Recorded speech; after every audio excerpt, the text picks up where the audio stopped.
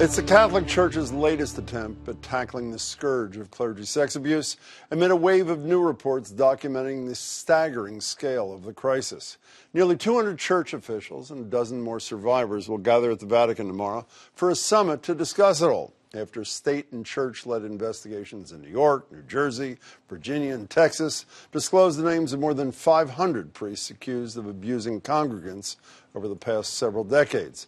The high-profile meeting also comes amid calls for more transparency from the Church on the investigation into Theodore McCarrick, who became the first cardinal ever defrocked on Saturday after the Vatican found him guilty of sexually abusing minors and misconduct with adults.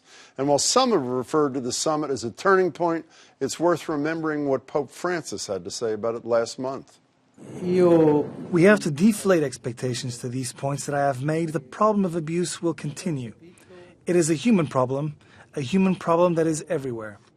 Even Boston's Cardinal Sean O'Malley, who some report has been at odds with the Pope over the McCarrick investigation, told The Atlantic last week, quote, "My worry is the expectations in the U.S. are that this meeting is going to address all of our local concerns here, which is not necessarily the case." Well, how about some of our concerns here, especially as church scandals continue to make headlines? In this past couple of weeks alone, the Catholic Diocese of Brooklyn named more than 100 predator priests in their region. This new report shed light on the treatment of gay priests in the church. The Times reported this bombshell revelation that the Vatican has known about and even provided guidelines for priests who secretly father children. And the Pope acknowledged the widespread sexual abuse of nuns by priests and bishops. Here to discuss what will happen and what should happen at this meeting are survivor Alexa MacPherson, who was abused by a Dorchester priest starting when she was just 3 years old. Thank you very much for joining us, Alexa. Attorney Mitchell Garabedian has represented, as you know, Alexa and thousands of other victims of church abuse. Good to see you, Mitchell. Helen Drinan is the President of Simmons University. She was once head of human resources at Caritas Christi, a Catholic hospital system under Cardinal O'Malley. Helen, thank you for being here, too.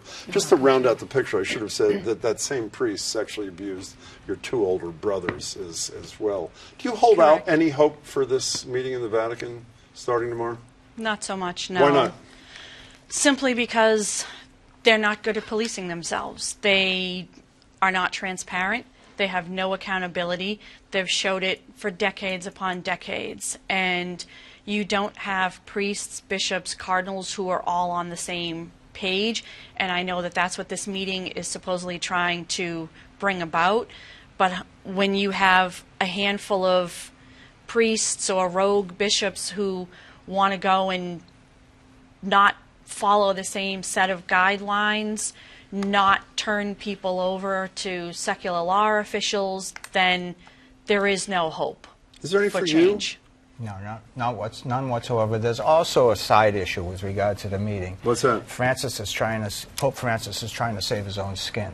There's a conservative element within the Catholic Church. Over the McCarrick thing you're talking about? Or? The Vatican the conservative element in the Vatican didn't want Francis elected Pope in the first place. And they've been very unhappy with his discussions, just to talk about how survivors should be treated gently. Even though there's been talk and no action, they're upset. Yeah, very upset. They want him gone. They want him gone. You know, this meeting comes after there was about to be, well, there was a meeting of U.S. bishops where they allegedly were going to do something, but were stopped by the Vatican saying, let's wait till February.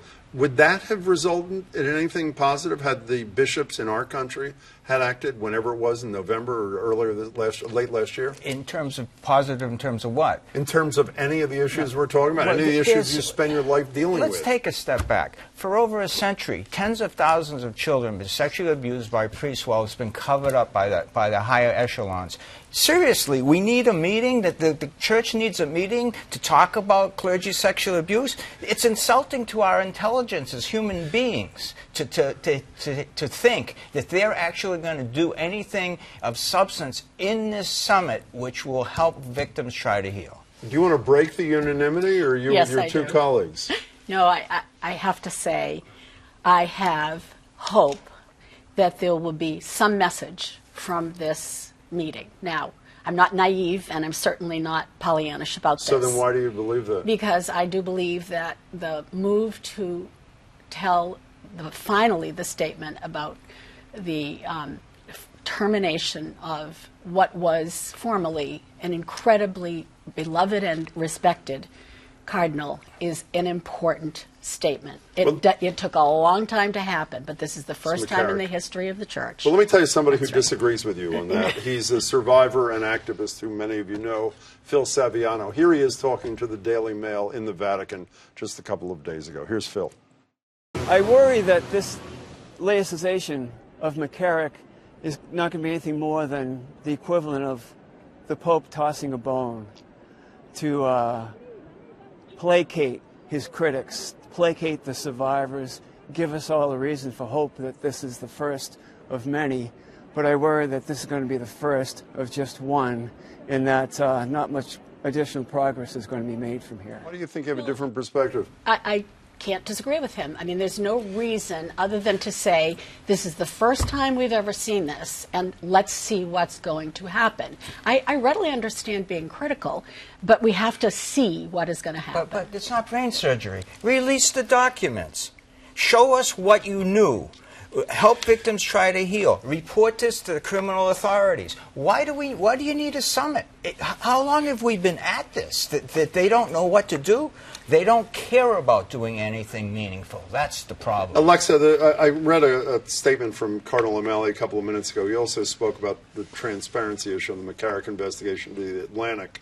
He said, certainly many of us have personally expressed to the Holy Father and the Secretary of State the need to do something quickly. I keep getting assurances, but we're waiting for the documents to be produced. Speaking of being produced, the Cardinal himself got a letter about McCarrick, which he contends that he never saw because his secretary decided it wasn't appropriate, that the commission that the Cardinal heads doesn't deal with individual cases, but rather policy. Does that need a further look, or should we take at face value what Cardinal O'Malley is saying here? I think everything needs a second look when it comes to the Church. They've been hiding behind their own doors for so many years, holding on to documents that give credence to our accusations, and yet they shut the door, they claim ignorance, they claim not knowing or being aware, shuffling them around. And what are we supposed to do? You can only have that door shut in your face so many times before you decide to stick your foot in it and stick your head in the door and go searching yourself. You're a woman who had the door shut in your face when you were head of Human Resources, Yes, and I Cardinal was. O'Malley was the boss. Yes. You reported allegations against the head of the hospital. I did. You wrote in the Boston Globe that the Cardinal ignored multiple credible allegations, I did. essentially until the Globe crushed the issue. That's all true. You were excluded from meetings where this is. So is there any reason, if the Cardinal was ignoring those allegations is there any good reason to believe him when he says, I didn't know anything about Cardinal McCarrick, I never heard about these allegations until they were in the newspaper? Well, you also know that I absolutely agree that the investigation needs to be done to determine what was going on. What did Including what O'Malley knew or including didn't what know? O'Malley knew or didn't know, because we don't know what the answer to that is. Could you tell me, I know you're more than cynical about this, but I want to ask all three of you. We've talked about what will happen in the Vatican in the next 4 years. What should happen in the next? I mean, for starters, and this is something that you can relate to, why shouldn't there be a mandate that all of these Catholic conferences in every jurisdiction stop fighting the repeal of the statutes of limitations and these things? I mean, that's something concrete that could be done, yes? Concrete. Release all the documents as something concrete. Name all the pedophile priests. These lists that they're posting, they're sanitized by the churches. What do you mean by that?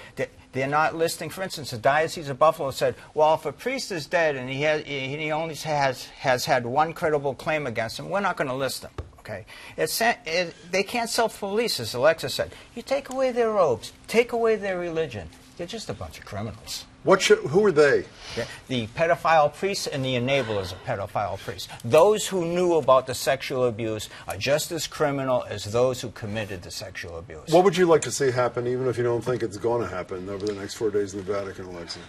One of the big things for me is I would like to start to see pedophile priests defrocked, publicly named, not just people that we have put forward, but maybe people that we haven't even put forward yet. By the way, was the priest that abused you and your siblings, was he defrocked? No, he's from Thailand, and he has to be defrocked from there, and He's been recalled, and he's never gone But is back. that enough? I mean, if someone who was not a priest did to you and your brothers what he did, again, it was not a priest, he wouldn't worry about losing his job. He would have to worry about spending 20 or 30 years And in a since prison 1993, when I was 18 years old, I went forward to the police, and I've been fighting to get him criminally prosecuted, and I have run into nothing but cell. You have a stone statute of walls. limitations problem, too. I do, which, from my case, really angers me because I was 9.5 when my father caught him trying to rape me again on the living room couch, threw him out, bounced him off the sidewalk, and my statute started ticking that minute. My parents didn't find out about the crimes committed against me. They thought it was a one-and-done deal. They found out when my brother drove 14 hours from Canada. We went to the police. They shuffled us to headquarters, to the DA's office, and that is when my parents found out when I was 18. They thought it was a one-time incident, and from that moment, when I was 9.5, my parents were held responsible for not reporting crimes that they knew nothing about. My statute ran out when I was still a minor at 15.5. You know, Mike Resendez, we were talking about at the Globe, was part of the Spotlight team, wrote a piece asking a question in the Globe, is the church salvageable? Is it? You wrote about what you think has got to be a structural reorganization of this church. I did. Is the church salvageable? Are we just going to keep having these discussions every 6 months, every year, with more cases? I absolutely believe that the church could make changes that would allow those of us who are interested in sustaining our personal faith to do that. I don't know whether they will.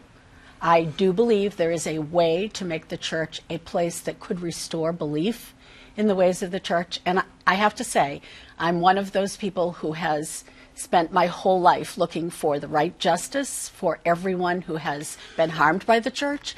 And it's not an easy thing to do, and it's harder and harder all the time. But I do think that this meeting in Rome is a very important statement on behalf of the church. And I mean the largest statement it can make with regard to the Pope. We only have 30 seconds left. You know, every time I discuss this with somebody in the real world, Mitchell Garabedian, almost every time I hear someone say, well, as horrible as it was, thank goodness it's not happening now. Is it happening now? It's just beginning. What do you People mean by are that? just coming forward who were abused in the 1990s, the early 2000s. Coping mechanisms won't let victims come forward until they're 40, 50, 60 years old. I recently settled cases with children in Haiti who were sexually abused at a Fairfield University, Order of Malta, Jesuit school. Over 100 of those children are sexually abused after 2002, when the National Catholic Conference of Bishops put their norms in place for the safety and protection of children. Helen, thank you for your time. You're welcome. Mitchell Garabedian, Thank you. And Alexa, I really appreciate Thank you you. joining us tonight. Thank you. Good luck to you.